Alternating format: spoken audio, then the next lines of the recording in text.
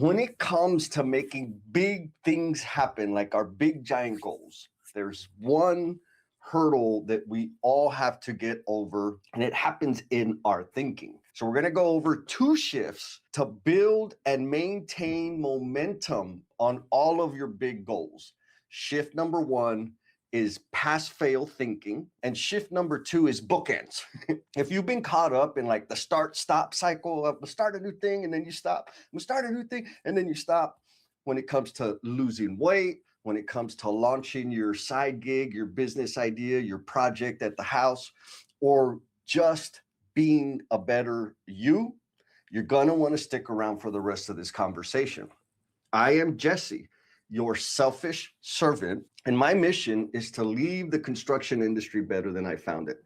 I cannot do it alone, and this is why I am putting in work to help you do the damn thing. And so if you are out there in the omniverse, drop your question, drop your insight. If you disagree with what I'm saying, drop it in the comments, man. You ain't gonna hurt my feeling. I ain't saying my way is the right way. I'm just saying this way works for me. Point number one, again, these things are all about what I use to get my thinking right so that I can actually execute, learn, grow, and deliver on the big ideas and the big goals that I have for myself. And I also got to warn you, when you start doing them, your goals are going to get bigger and scarier. Why? Because you build momentum, because you start building evidence that you can actually do the damn thing. And it gives you motivation. Not only that, but it starts revealing to you more gifts and talents that you have that you can contribute in service to others, which is just this beautiful momentum machine. And so here's the number one thing, like this one over and over, that used to get in my way. And I've worked with hundreds of professionals out there that have massive influence. And the one thing that I see over and over and over and over and over again is pass fail thinking, right? Like it's either a win or a loss, period. And the problem with that is when you're starting a big goal, when you're trying to make big things happen, the first step, the first rep, the first iteration is rarely going to be a grand slam. It's just not. Why? Because it's new. Let's just keep it simple, right? A lot of things that a bunch of us have dealt with. And if you haven't dealt with it, it's very likely that you will deal with it again in the future, which is weight loss or physical fitness, right? So let's just say physical fitness. My goal for 2026, your goal, other people's goal, is to start working out every day of the week. 5 days a week, I'm going to hit the gym. I'm going to run some miles. I'm going to do whatever it is. What we don't take account for is the fact that we haven't had that as a priority in our life. So all of the other things that we have been committed to are still kind of pulling, not kind of, they're still pulling our attention. They're still pulling on our focus. They still expect the same level of contact with us. So that's friction that we don't see. And then we decide, okay, I'm going to have this brand new goal, this big idea. I'm going to work out 5 days a week. And we don't know how that's going to impact our environment. So day one comes, Monday comes, and for whatever reason, the sky falls down, you have an emergency at work, the kids get sick, you're sick, and you don't work out. And then what happens? Then we say, I suck, I'm giving up, right? Hopefully you're not that doomy and gloomy, but that's pass fail thinking. I said I was going to do 5 days a week. I missed the first day, so piss on it. I'll start again next year. I know that's a little extreme, but this is what we do with some of these big ideas and these big goals we have. We don't account for the friction it's going to take to put this new order of operations, this new way of functioning into action. It takes time, man. Like you're going to have to learn. And so the way, and more specifically, the thinking or the mind games I play, the mental exercises I run is like, okay, I know that it's going to be very difficult for me to just right out of the gate hit 5 days a week going to the gym or whatever your goal is. So I want to figure out how to celebrate small wins. And so the biggest win that we're like, we're not good at recognizing is going from 0 to 1. And so if you're starting a little side gig, you're going to launch you're going to start getting active on social media, like whatever it is. The idea is huge, exciting, and all the things. The execution is a little harder. And so what we need to do, or what I do, this helps me a lot, is what I recommend, is, okay, I set the target, I have an idea, and when I take the first step, I went from 0 to 1, which is massive, and reason to celebrate. Yes, my goal is to eventually get to 5 days a week. But when I get my first workout in, I'm gonna celebrate. That's a big win. Why? Because it creates this feedback loop. It creates a little dopamine and starts building the momentum to do it again. And say week 1, I only did it once. Okay, I didn't hit the 5, but I'm not gonna judge it from a pass fail perspective. I'm going to celebrate that I went from 0 to 1. And so when I go to week 2 and I get a workout in again, guess what? Now I have a back-to-back situation, right? Because last year I wasn't doing the thing, and now I've done it twice. That's a big, big deal. We don't give ourselves the credit. This is what I'm trying to tell you. Find an excuse to give yourself more credit. My excuse is finding the small wins. 0 to 1, huge thing to celebrate. When you do it 2 times back to back, baby, that's a big, big deal. And if and when you do it 3 times in a row, let's say I only go to the gym week 1, 1 time, week 2, 1 time, week 3, now I got a streak, right? For 3 weeks in a row, I made it to the gym. Yes, it was only 1 time, but that's a hell of a lot more than I did last month or last year. Now, here's where the little challenge comes, and some personal, internal accountability really comes into play, is because I don't give myself the out to just celebrate going once a week, because my goal was 5 days a week. But if I had a streak of 1 day a week for 3 weeks, okay, now it's time to amplify and elevate. And so now I'm going to go for 2 days a week. And the first time I hit 2 days, the cycle starts again, 0 to 1. All right, I went from 1 day a week to 2 days a week. That's a 0 to 1 move. Reason to celebrate. When I get 2 weeks back to back of 2 days, 3 weeks back to back, now I have a streak. And it's just running that little cycle in my head to where I finally get to a point where I find myself doing the 5 days a week of working out or posting content or reading the books or working on the degree, working on the certificate, whatever your big goals are. If you're playing the pass fail game, and actually I ask you right now, if you're out there in the omniverse and you get stuck with the pass fail thinking, let me know in the comments, because you don't have to stay stuck there. Oh, here we go. Miss Jackie's letting us know. Jackie says 0 to 1 is a huge win, especially for things we have been putting off. Thanks for highlighting this, Jesse. Miss Jackie, you are welcome. And yes, like there's a super awesome quote. I don't know where it is. I read it a long time ago. It's kind of a study around thermodynamics of it only takes 1 degree to change the physical state of water. And it's an explosive change to go from liquid to gas, to get water to go from its liquid state by boiling it to turn it into a gas, steam. It only takes 1 degree. If that 1 degree never happens, it will stay in its liquid state forever. But once it reaches that 1 degree of change, explosive things happen. And so I know it's a little nerdy, but that's what this can be like for you. And so if you missed my little cheat sheet to go from pass fail thinking and start building momentum, it really is just celebrate small wins, which is still kind of loose, right? So what are the small wins when you're starting a new thing? Small win number 1, going from 0 to 1, period. If it's the first time you did it, that's a reason for celebration. When you've done it 2 times in a row, guess what? That's a back-to-back celebration. And when you've done it 3 times in a row, now you got a streak. That's a streak celebration. So there's 3 excuses right there to celebrate. Why is that valuable? Because it's the feedback loops that we design or we work in that reinforce our decision-making and our behavior change. And if your feedback loop is 100%, 1,000,000,000% completion rate all the time, every time, that's really difficult, because life happens. Life happens whether we like it or not. And there's a lot of things that are going to get in the way of us making the big dramatic change or becoming the amazing human being that we know we can be, or learn the things or whatever it is. There is a lot of friction that we have to overcome.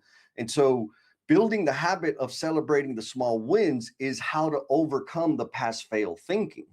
So, okay, we talked about the shift number one to get over the number one hurdle when it comes to launching, embarking on big, giant transformation, big goals, make big things happen, which is our thinking. One of those things is pass fail thinking. If you're in a pass fail thinking cycle, give yourself permission to celebrate. How do you celebrate? 0 to 1 is cause for celebration. Back to back, cause for celebration. 3 times in a row, you got a streak, cause for celebration. And then like raise the bottom, right? Raise the bar. So if I did it once a week for 3 weeks, that's a streak. Now I'm going to raise the bar and I'm going to go for twice a week. And I'm going to celebrate for 0 to 1, back to back, and the streak. And then I'm going to raise the bar and I'm going to go for 3 times a week.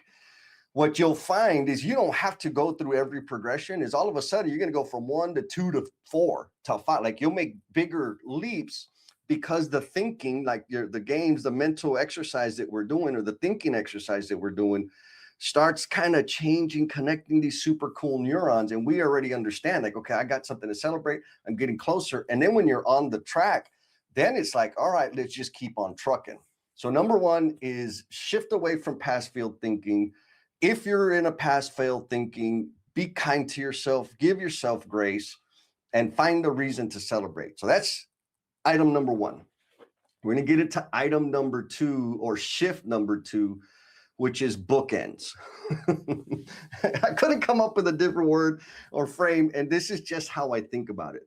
Whenever I start a new thing, and Miss Megan Shapiro, if you're out there, she and I had a do the damn thing conversation yesterday, and a lot of what we were discussing was in my heart about this idea that I wanted to talk about today.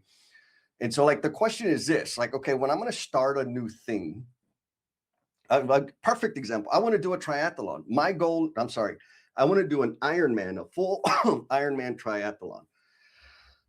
And I said I want to do it by the end of this year. Right now, it is very unlikely that I am going to do one by the end of this year for a lot of reasons, namely because I started training too late. But I've learned that most of the ones that are at the end of the year are already booked. They're outside of the country.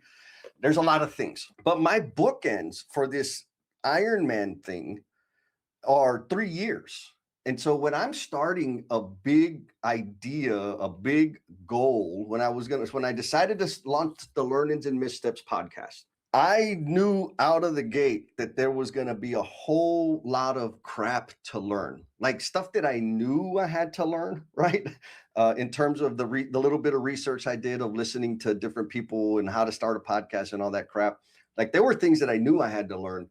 But I also know just from experience, there's a mazillion things that I know I'm going to have to learn that I have there's no map for what I was doing necessarily, because I was going to do it the way I wanted to do it.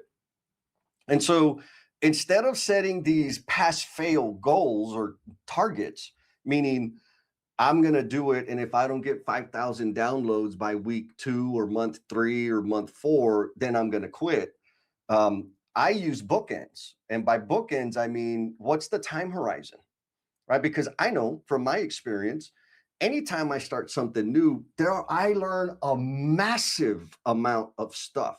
Not only do I learn, like, my knowledge and awareness, not only does that like exponentially grow, but my network, the people that I come into contact with, the relationships that I build as a result of taking on this new goal, this new idea, whatever it is also massive. And so what does that mean? Like when I zoom out and look at all of the crazy things that I've taken on and started, a lot of them I never hit the summit, right? A lot of them I didn't. But holy moly, the stuff that I learned about me, the stuff that I learned about other people, the relationships that I built, and like the other rewards, byproducts of that experience were amazing. And I know I would not have had them had I not stayed on that path. And so the point is, instead of setting up like the kindergarten metrics and saying, I want 5,000 downloads within 6 months, which I could have, like, and I get it. Like, if that's the way you do things, it's fine. What I'm saying is, this is the shift that I use that, and I recommend to everybody for having massive growth, massive impact, expanding your influence in a way where you're affecting people's lives, not just at work, not just at home, but in your community within the industry that you're in. And so by thinking of it in terms of bookends, I put a time limit or check in it, if you will. And so when I launched the podcast, the Learnings and Missteps podcast, I said, I am going to do this for 12 months, period, whether I get a download or not.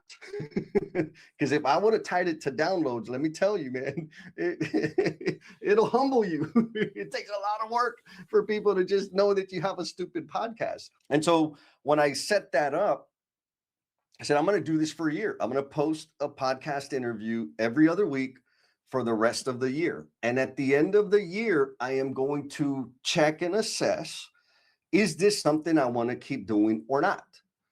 Period. The point of the podcast back then, it's changed a little bit, was to highlight the men and women that are in the construction industry, which was a very thing to achieve. All I had to do was interview cool people that have been on their tools doing the building of our country and all the things. And so there were times when I wanted to quit because I wasn't getting downloads. There were times I wanted to quit because the audio was jacked up and the editing was hard and like it was difficult.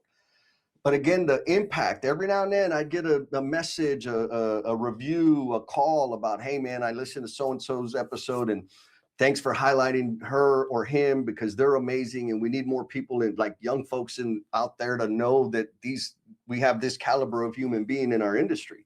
Boom, my fire was lit and I kept going.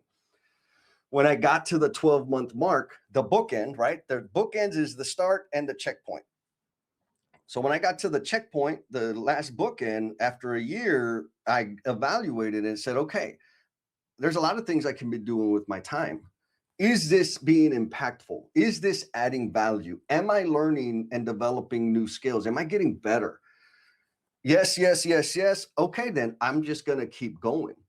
And that's what's happened. Now, specifically, I did not know this was going to happen. And had I been hyper focused on getting 5,000 downloads an episode by 6 months, I would have adopted a lot of the conventional thinking, the conventional practices and advice that are out there that would have totally shifted the way I deliver a message. More accurately, I never would have discovered my voice. I didn't know that. I wasn't starting a podcast to discover my voice, but I discovered my voice as a result of having the podcast. I didn't do it to establish credibility out there in the world, in the omniverse, but I discovered it as a result of doing the thing for a year because I was thinking in terms of bookends, not pass fail, not simple metrics. And so what do I mean by that? Like for real, if you've ever, like I recommend this to everybody and anybody. Record yourself sharing an idea. Just talk to yourself, talk to the camera, or record yourself when you're having a conversation, doing a power presentation or whatever, and then rewatch it. Like you don't have to have a podcast to have some massive growth from this thing. Now, what I was doing was every other week I was doing interviews and then I was editing the damn thing. And when I was editing it, I could see, why do I make that face? Why do I do that thing with my hands? Why do I stutter here? Why do I use that word?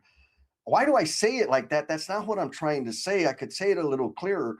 And so week after week or month after month after month, I was getting this feedback that helped me get clearer about what I wanted to say and how I wanted to say it and how I wanted to, pause and then elevate the energy and get really excited. Like I started learning these things as a result of starting the podcast. That was not my goal. My main point here is because I was evaluating my big goal, the big project that I was launching, or the measurement was bookends time frame.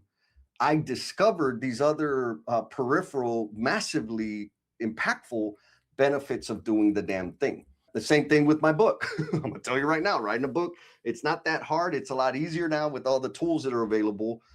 But I learned a lot. And then getting the book out there. And now another cheat code, this is a little bonus cheat code. It's not to say that I don't set goals. I just think a little bit differently, right? Instead of pass fail, I'm looking to design in some feedback loops with the small wins, right? Back to back, 0 to 1, and streaks. Those are reasons to celebrate. Bookends, it's a time frame because I already know anything that I take on, I'm gonna have to learn more stuff. I'm gonna discover more stuff about myself, and I'm gonna meet people and expand my network, which is massively valuable, period. But when it comes to goals, the book, Becoming the Promise You're Intended to Be, I'm gonna tell you right now, it is very rare to become rich from writing a book.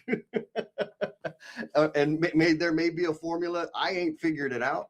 But my goal with the book was to impact one person.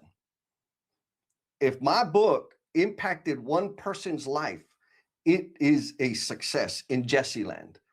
And guess what? To date, I think it's been out 2 or 3 years. I've had at least a dozen people reach out to me directly to tell me how one of the little stories in the book impacted their life for themselves, or how one little story in the book they shared with somebody that was having the same struggles that I was talking about in that story, and it helped that person. I had one guy say, Jess, I read your book. I've been wrestling with addiction and substance abuse, and I am going to start right now. And I mean, I get chills now just thinking about it. So my goal was to impact one person. I've done more than that, right? And I just tell myself that there's hundreds for every one that call me. There's hundreds that have been impacted it in some way. And so my main point there is when I'm setting goals, maybe this is a little extra bonus point here, is when I'm setting goals, I'm thinking of goals in terms of impact, not like money goals. Like I need to, I got to make a living and all that crap. But when I'm thinking about what is the outcome that I want to have, what is the intended outcome of the initiative, I'm thinking in terms of impact. I'm trying to find what is the impact that I want to cause on another human being or human beings. And I'm looking for that because like for real, if I'm doing that thing and it's not impacting other people in a positive way, what's the freaking point? Like I've done that for 20 years and it was not a fun life to live. I didn't have the fulfillment that I have today. And so, we got a comment. Miss Jackie says, that's amazing hearing the impact, but why the heck haven't I read your book yet? Well, Jackie, there again, that's a failure on my part. I'm going to send you a link. I'll drop a link in the comments, but I'll send you a link so you could download because you can buy the book, but you can also get a free PDF download from my website. So I'll drop a link in the chat, and Jackie, I'll DM you specifically. That way you ain't got to spend no money, just get the book. And I have one request, not just for you, Jackie, for anybody else. When you get the book, whether it's the download or you go buy it, doesn't matter, share it with somebody, because the whole purpose of the book is, or the book, like the content of the book is for people that are struggling or caught in the trap of self-destructive behavior. And so if you're in that trap, if you're in that quicksand, please read the book. If you know somebody that is in that quicksand, give them a copy of the book. Please, the PDF, I don't care if they buy it, because it's my experience. It's of the dirty details of what I went through and how I got out of the trap of self-destructive behavior. And so, folks, I super appreciate y'all being here. I think I've said it. And if you don't know, no, I didn't say it. So I got to say it. I like to help people find the time, the focus, and the energy to invest in themselves so that they can cultivate their skills and talents so that they can better serve the people around them. One of the ways I do that is with the self-first time management system. And so if you want the tools, like the frameworks for that system, drop double D in the comments. I'll make sure you get a template of all the tools that I use for that. Again, it's all about you. It's all about figuring out, it's the systems and frameworks to build the habit of putting yourself first. And I'm here to give you permission to do that. So I appreciate y'all very much for showing up. Be kind to yourself, be cool, and we'll talk at you next time. Peace.